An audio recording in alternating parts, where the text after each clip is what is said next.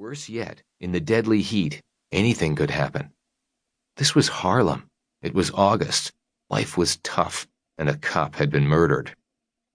And in the ambulance, as it sped downtown, Henrietta Washington clung to her child's hand and watched in silent terror as the paramedics fought for her life.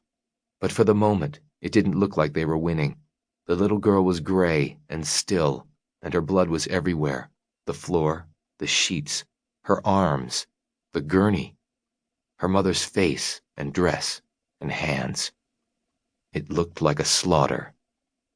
And for what? She was another casualty in the endless war between the cops and the bad guys, gang members, drug dealers, and narcs. She was a pawn in a game she knew nothing about, a tiny sacrifice among warriors whose goal was to destroy each other. Danielle Washington meant nothing to them, only to her friends and neighbors, her sisters, and her mother. She was the oldest of 4 children her mother had had between 16 and 20. But no matter how poor they were, nor how tough life was for them, or the neighborhood in which they fought to survive, her mother loved her.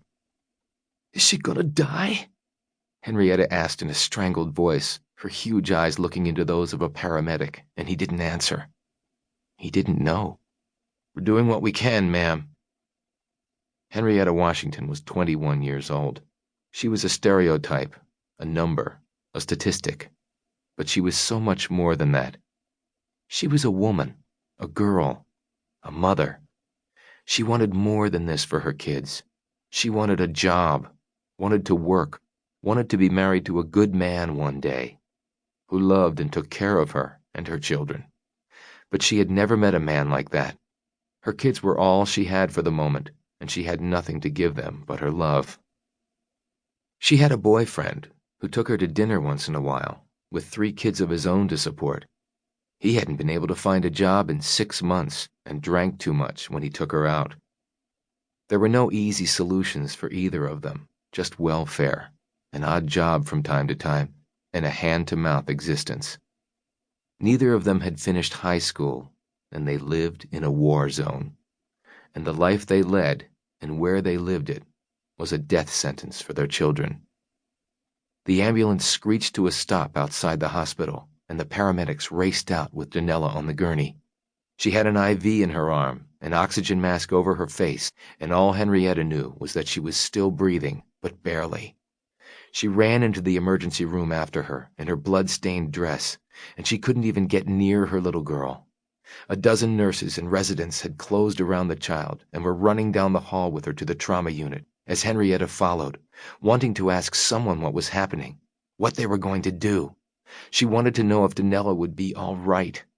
1,000 questions raced through her head as someone stuck a clipboard and pen in front of her face. "Sign this," the nurse said bluntly. "What is it?" Henrietta looked panicked. "We have to operate. Fast. Sign it." Henrietta did as she was told, and a second later she was standing alone in the hallway, watching other gurneys rush past, and nurses and doctors in hospital scrubs hurry toward operating rooms and other patients. She felt completely lost and terrified as she stood there and began to sob in total panic. And a nurse in green hospital pajamas came toward her and put an arm around her. She led her to a little cluster of chairs, sat her down, and crouched beside her to reassure her in a gentle voice. "They're going to do everything they can for your daughter." But the nurse had already heard that the child was in very critical condition and not likely to survive. "What are they going to do to her?" "They're going to try and repair the wound and stop the bleeding. She lost a lot of blood before she got here." It was a massive understatement. Just looking at the condition the child's mother was in, they both knew how dire the situation was. Henrietta was covered with blood. "They shot her. They just shot her." She didn't even know if it was the police or the men they'd been chasing who had done it. It didn't matter now. If Danielle died, what did it matter who had killed her, good guys or bad? As the 2 women held hands and Henrietta cried quietly with a look of despair, the nurse could hear the PA system paging Dr. Stephen Whitman. He was second in command in the trauma unit and one of the best men in trauma in New York, and she said as much to Henrietta. "If anyone can save her, he will. He's the best there is. You're lucky he's..."